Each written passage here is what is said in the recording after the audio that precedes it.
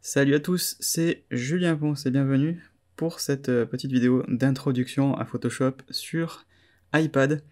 Donc ça fait un peu plus de 2 ans que cette version a été annoncée, elle est améliorée régulièrement. En général, les points les plus importants se font au moment de l'Adobe Max, donc mois d'octobre.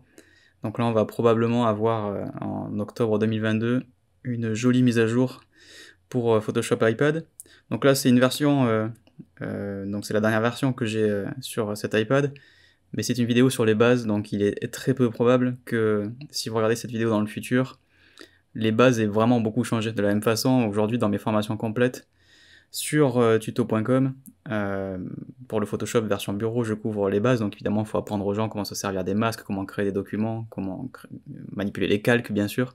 Ces trucs-là n'ont pas bougé depuis 10-15 ans. Il y a la boîte de dialogue nouveau document qui a changé il n'y a pas si longtemps, mais par contre pour tout le fonctionnement des calques et des masques, ça n'a pas beaucoup bougé. Donc là on va voir vraiment les bases. Donc peu importe la version, j'ai envie de dire, ça devrait pas beaucoup changer chez vous. Donc là j'ai Photoshop sur l'iPad tel qu'il s'ouvre la première fois, donc j'ai encore rien fait avec. Donc on a une boîte qui s'ouvre, enfin j'appelle ça une boîte, mais en fait un ensemble de tuiles avec on va dire des tutos pour savoir comment ça fonctionne sur iPad, et vous avez des documents récents. Ici en bas, j'ai 2 documents récents qui sont en fait des documents que je montre dans ma formation complète à Photoshop, puisqu'en fait il y a des documents que l'on va faire ici, qui vont donc être stockés sur le cloud par défaut bien sûr, qui vont pouvoir être récupérés bien entendu dans la version bureau de l'iPad. Ici sur la version bureau, la version de Photoshop je veux dire, et si sur la version bureau de Photoshop vous sauvegardez un document dans le cloud, naturellement vous pouvez le récupérer sur Photoshop iPad. Donc c'est pour ça que, hop, tout en bas ici, on a les documents récents, et que là j'ai quand même déjà quelque chose. Parce que forcément, il trouve ces 2 documents sur l'espace de stockage. Quand je vais dans le petit nuage en haut à droite, là, hop, je tape, il dit que je suis connecté, et là, ici, j'ai quand je clique sur mon compte, des préférences. Donc je suis bien connecté. Je suis ici sur le Wi-Fi, bien entendu. Alors, première chose qui est importante, donc là je tape sur, hop, en haut à droite, sur ma photo de profil. Donc évidemment c'est le thème. Alors il y a beaucoup de débats sur est-ce qu'on prend un thème sombre ou un thème clair, ou est-ce qu'on utilise des paramètres du système. En l'occurrence ici c'est sombre pour moi. En fait je travaille assez souvent dans un environnement où il y a peu de lumière, et donc un environnement clair c'est quand même un peu agressif, mais le vrai truc important ce serait en fait plutôt d'aller ici sur l'iPad et de régler la luminosité de votre écran. Donc là vous allez pas voir de différence sur l'enregistrement de l'écran, bien entendu, ça change pas la luminosité de la vidéo, mais du coup en fait une interface claire ça fait un peu mal aux yeux quand on bosse le soir. Mais en fait la vraie bonne réponse est que normalement on devrait avoir un environnement avec un gris moyen. Donc là en l'occurrence ça c'est trop foncé, et ça en l'occurrence c'est trop clair, donc c'est un peu embêtant. Donc là pour le reste de la vidéo, je vais rester sur un thème sombre, mais en vrai, il faudrait plutôt avoir un thème entre les deux, quoi. Ce que l'on peut faire d'ailleurs avec la version bureau de Photoshop, mais qu'on ne peut pas faire sur l'iPad. Ensuite, dans Entrée, vous voyez que le Apple Pencil est réglable, et on peut ensuite activer certaines options pour pouvoir en fait bien gérer le toucher, et aussi comment par exemple on va faire une rotation de la zone de travail, est-ce qu'elle est possible, pas possible. Donc là c'est les petites cases qui sont ici, voilà, qu'on peut activer, désactiver, est-ce qu'elle est magnétisée, bon. Et après vous avez vos options de compte pour voir l'espace de stockage qui vous reste, et ensuite c'est à propos et LED, donc en gros on n'a pas beaucoup de préférences sur cette version iPad, on est très loin de tout ce que l'on peut customiser. Sur la version bureau, bon, en même temps la version iPad n'est pas encore aussi étendue. Donc on va aller, donc là évidemment sur la gauche on a l'accueil, formation, découvrir, donc tout ça, ça correspond à ce qu'on a aussi sur la version bureau, sauf que là évidemment c'est du contenu qui est fait pour l'iPad. On va trouver les fichiers, donc les 2 fameux fichiers dont je vous parlais. Quand on clique sur les 3 petits points, on peut renommer un document ou le supprimer directement depuis l'application sans aller sur le Creative Cloud. Et on peut ici cliquer sur nouveau dossier si on veut faire un petit peu de rangement directement depuis l'application Photoshop. Évidemment le mieux ce serait d'aller sur l'application Creative Cloud ou sur la web app, c'est-à-dire en gros aller sur le navigateur et aller dans les Creative Cloud pour ranger ces documents. Donc ces deux documents qui sont ici sont évidemment visibles et rangeables, entre guillemets manipulables via le navigateur, quoi. On peut voir ensuite partager avec vous, ici donc j'ai rien, puisque comme je vous l'ai dit j'utilise un truc tout neuf. Donc on peut évidemment depuis l'iPad partager un document, et même d'ailleurs la version Photoshop iPad va probablement servir en fait à ceux qui commentent dans un travail en équipe, donc plutôt en agence, j'ai envie de dire. Si vous êtes indépendant, il est peu probable que vos clients disposent de Photoshop iPad, si vous travaillez avec un client en direct, j'entends. Si votre client c'est une agence, alors dans ce cas-là, ce flux de travail il peut être envisagé, et donc dans ce cas-là, vous verrez les documents partagés avec vous. Et enfin, vous avez les documents supprimés si vous en avez. Alors ici en bas à gauche, on trouve donc le bouton créer que l'on va expliquer, et on a aussi importer et ouvrir. Donc en fait, on peut importer directement depuis un appareil photo, depuis donc j'ai commencé par en bas, donc depuis l'appareil photo s'il est branché. Donc moi par exemple sur mon iPad Air, j'ai un USB-C, je branche mon Canon EOS R quand je suis en déplacement et je peux importer des images. Ce que je ferais plutôt avec Lightroom d'ailleurs, plutôt qu'avec Photoshop. Mais s'il y a une image que vous voulez balancer directement dans Photoshop, c'est possible. On peut aller chercher les fichiers, donc cette option ici au milieu, pour aller voir les documents qui sont sur l'iPad. On n'a pas encore de quoi regarder les documents comme entre guillemets un vrai ordinateur sur l'iPad, mais on n'est pas loin. C'est-à-dire qu'on peut, comparé à l'iPad d'il y a 10 ans, on peut quand même aller parcourir l'arborescence et finalement aller trafiquer un petit peu dans les dossiers et voir ce qui s'y trouve. Donc si vous avez produit un document dans une autre application, vous pouvez aller le chercher à sa place. Et enfin on a la pellicule de photo que je ne vais pas lancer ici parce que bien entendu je vais me retrouver avec tout mon stock iCloud et évidemment ma pellicule photo qui vient de mon iPhone, essentiellement, je ne prends pas des photos avec mon iPad. C'est essentiellement à 99% des photos perso, probablement beaucoup de photos de chats, mais c'est pas très intéressant pour vous ici. Donc on peut importer des images évidemment qui ne viennent pas d'ailleurs dans notre périphérique. Imaginez vous avez qu'un iPad dans votre vie et pas d'ordinateur, on peut importer des fichiers sans avoir un ordi, sans les mettre par un autre biais. Donc nous on va cliquer on va taper sur créer. Je dis cliquer parce que ça fait 15 ans que j'enregistre des tutos sur un ordi. C'est très bizarre de ne pas dire cliquer quand on est sur un iPad, mais vous avez compris. Donc on se retrouve avec une boîte de dialogue qui est très très similaire à ce qu'on trouve sur la version bureau, avec en haut des onglets, donc les différents réglages qu'on a utilisés récemment. Ici j'en ai pas, donc il me propose un truc par défaut. On a ensuite la famille imprimé, la famille écran et la famille film et vidéo.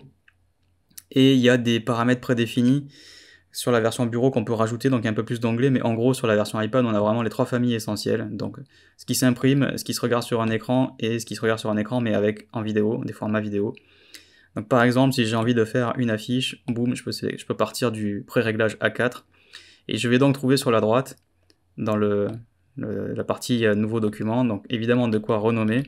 Donc on va appeler ça, j'ai pas branché mon clavier, donc là j'ai le pavé numérique, enfin j'ai le clavier qui s'affiche le on-screen. Ensuite les unités, donc évidemment A4 c'est un format international standardisé qui s'exprime en millimètres.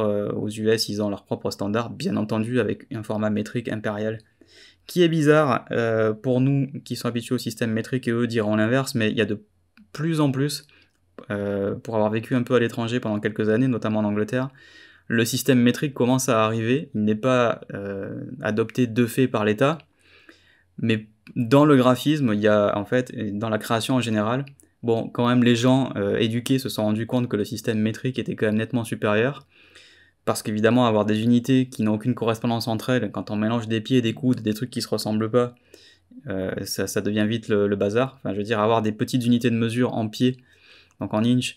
Ensuite, quand on a des dizaines, des centaines de mètres pour nous, ça devient par exemple en Angleterre des yards qui deviennent eux-mêmes ensuite des miles. Pour être très cru, ça fait chier tout le monde en gros, quoi. Donc parler en système métrique, c'est quand même vachement plus simple. Donc là, on a la chance d'avoir la possibilité de convertir tout ça rapidement. Donc si vous travaillez à l'étranger, que vous avez des pouces, on vous donne une dimension en pouces, évidemment, vous la mettez en millimètres et boum, vous avez la conversion. Donc là, je suis parti du A4, donc j'ai évidemment en premier lieu le millimètre en 210-297. Et vous voyez ici que quand je tape là-dedans, je n'ai pas en fait le gros clavier qui sort. J'ai en fait une petite interface qui m'indique que je peux par exemple faire un 220, ok, par 307 par exemple. ce qui a pour effet ici de rajouter 10 mm, donc ça fait l'équivalent d'un 5 mm de fond perdu, si jamais je voulais faire un document pour le print. Donc c'est plutôt cool. La résolution est de 300 points par pouce, parce que c'est à peu près le standard qu'on utilise à l'imprimerie un peu partout. On va pas faire un cours d'imprimerie, mais c'est ce qu'on demande, même des fois de manière assez idiote. Ou par exemple, on va avoir des imprimeurs, on va leur envoyer un JPEG en 72 dpi, ok, un JPEG pas compressé, donc de très bonne qualité visuellement, sans artefact, puisqu'il aura été compressé à 100 de qualité, donc en gros il n'y a quasiment pas d'artefact, et il fait 30 000 par 15 000, donc une taille immense, mais il y a marqué 72 dpi, et ils vous disent « Ah ben non, l'image elle n'est pas en 300, je peux pas l'utiliser », alors qu'en fait cette image pourrait habiller un format de je sais pas combien de... On pourrait faire un truc de 200 cm, de 2 mètres, que ce serait de bonne qualité. Bon, ça c'est un peu la vieille école, mais maintenant la plupart des jeunes qui arrivent dans l'imprimerie sont formés au fait que ce qui compte évidemment c'est la qualité et la taille, et on peut balancer une image de 72 dpi, tant qu'elle est de bonne qualité, ça va marcher à l'impression. Donc on est un peu moins rigoureux qu'avant là-dessus, mais néanmoins, vous avez ça directement dans la boîte de dialogue sur la version iPad aussi. On peut choisir l'arrière-plan, on va le mettre par exemple ici transparent. Alors mode colorimétrique, on voit que on peut pas faire grand chose à part changer, enfin justement on peut pas changer le mode, pas de CMJN, pas de 16 bits non plus, et c'est pour ça qu'il y a marqué nous savons que le mode colorimétrique est important.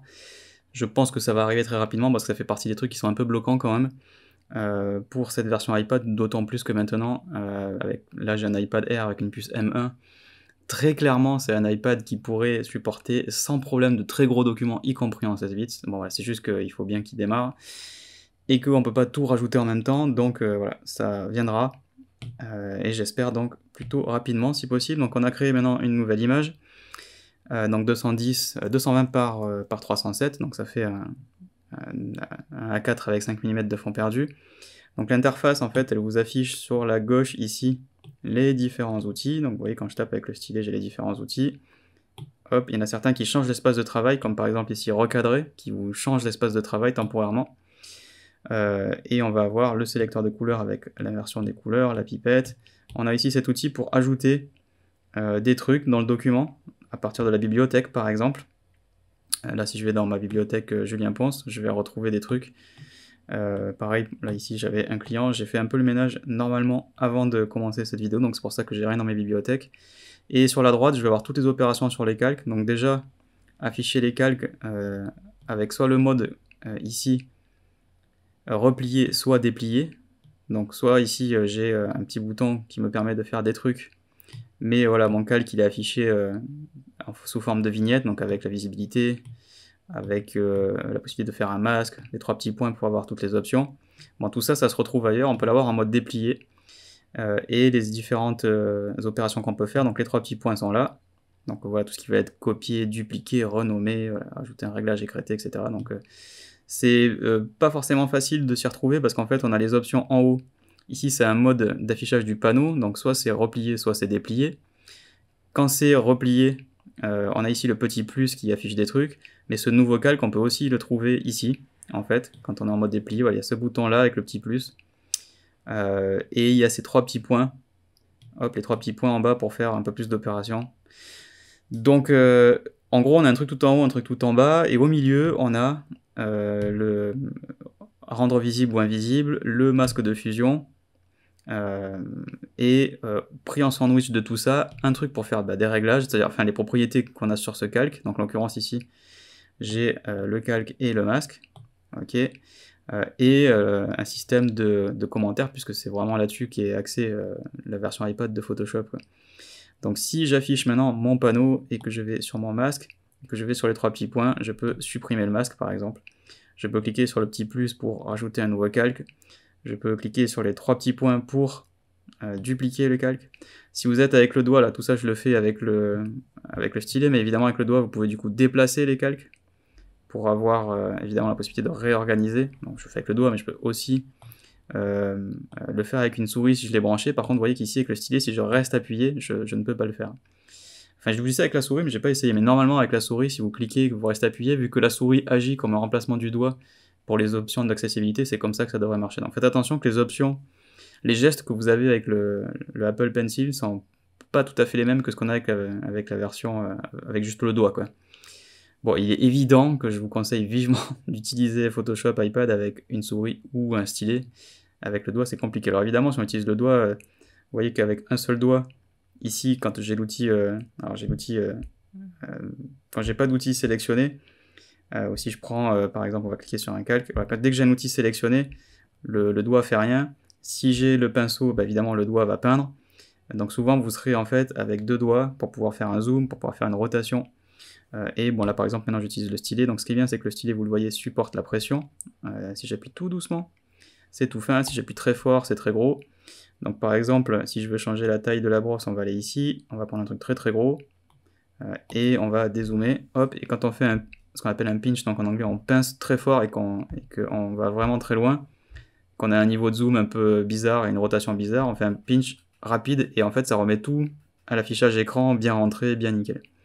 Donc là j'ai une brosse qui est plus grosse, on va prendre un truc très très gros. Vous voyez l'aperçu qui est vraiment très très gros. Ensuite on va voir la dureté, on peut mettre un truc très dur ou au contraire un truc très mou. Et on va avoir ensuite dans les options l'arrondi, l'angle, le flux, le lissage, etc.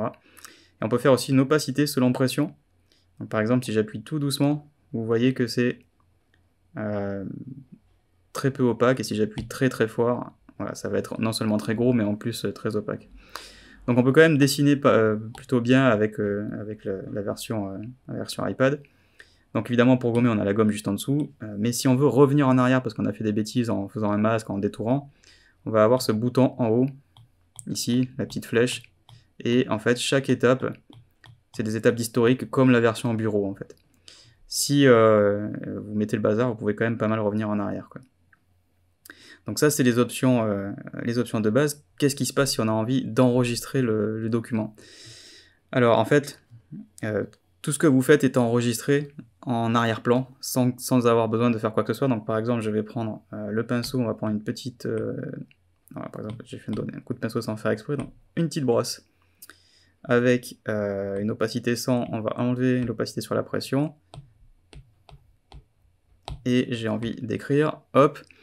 Si j'ai envie d'enregistrer ce truc-là, alors, quand je vais dans la roue crantée, je vais voir les propriétés du document, mais j'ai pas un truc pour agir sur le document comme un fichier, quoi, style fichier enregistré. Quand je vais sur la petite flèche en haut à gauche, vous voyez ici que en fait, il a eu une petite boîte de dialogue qui est allée très vite, et en fait, quand je vais dans vos fichiers, il y a le document sans titre ici. Donc vous voyez, même si j'ai pas fait d'enregistrement, mon enregistrement s'est fait dès que j'ai quitté le truc. Donc ici, maintenant, je peux aller dans les trois petits points, faire un renommé, et appeler ça test iPad, enregistré, et je peux le réouvrir évidemment, et vous voyez là-haut, j'ai le dernier enregistrement qui s'affiche donc à 6h06, donc en l'occurrence il l'a fait il y a évidemment 1 minute. Donc maintenant que j'ai un calque sélectionné, je prends l'outil déplacement, ça agit comme sur la version de bureau. Si on a envie de faire des transformations sur ce calque, on a en fait la deuxième icône qui vous permet de faire en fait l'outil de l'équivalent du CTRL-T sur la version bureau. Alors vous voyez qu'on rentre dans une interface de travail qui est exclusive, c'est-à-dire que tant qu'on n'a pas validé, on n'a pas accès aux autres outils. Donc il faut d'abord valider sa transformation. Donc par exemple ici je vais régler, faire une rotation. On peut faire une cage avec une déformation pour débloquer voilà, les différents angles. Donc, pour faire du photomontage c'est quand même bien. Donc là je vous montre un truc, c'est un peu basique, mais c'est histoire de ne pas s'embrouiller avec les bases dès le début. Donc on fait un truc tout simple, mais voilà, on peut quand même faire plein de trucs, mais voilà, il n'y a rien d'autre tant que j'ai pas validé, quoi.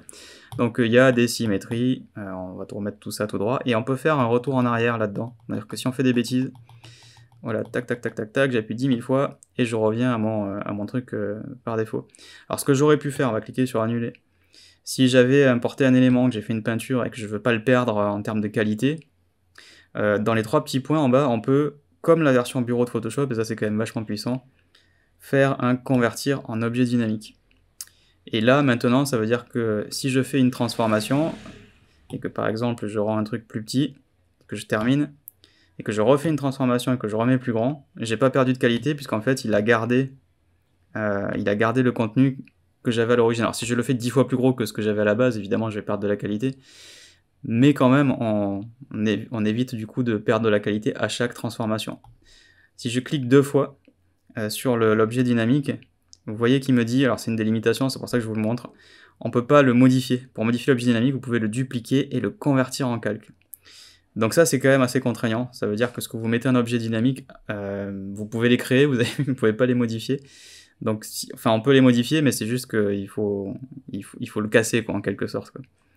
Donc en gros, si je veux en faire quelque chose, on va aller dupliquer le calque.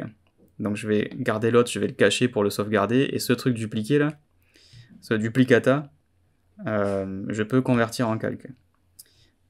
Donc il me dit voilà que le contenu des objets dynamiques ne peut pas être modifié, les transformations et les filtres seront perdus, je mets convertir, et je récupère donc un produit de ce qu'il y avait à l'intérieur. Donc c'est bien pour vous faire comprendre que le Photoshop iPad est pour l'instant pas destiné à remplacer la version bureau. Il supporte l'affichage des objets dynamiques parce que c'est bien de pouvoir les regarder, mais c'est pas fait pour être modifié sur la version iPad. Clairement, il vous dit voilà, toutes les fonctions avancées d'objets dynamiques, c'est avec la version bureau qu'il faut y aller. Voilà, sinon c'est pas possible.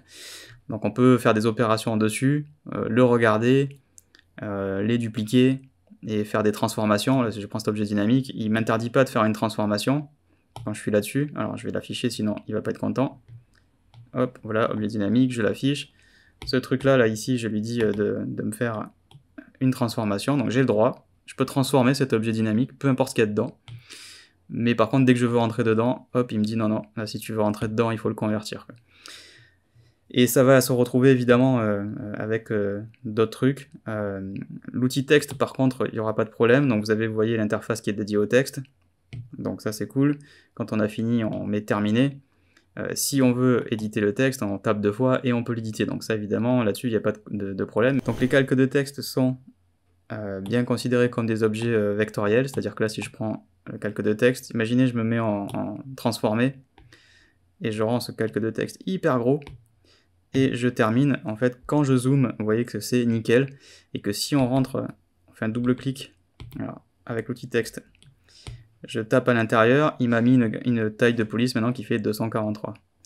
Donc il a pris ma transformation, mais en fait il a converti dans coulisses dans la bonne taille de typo, quoi. Donc c'est bien du vectoriel, donc ça là-dessus, heureusement qu'on n'est pas sur un système comme les objets dynamiques qui seraient verrouillés, où on pourrait le refaire qu'une fois.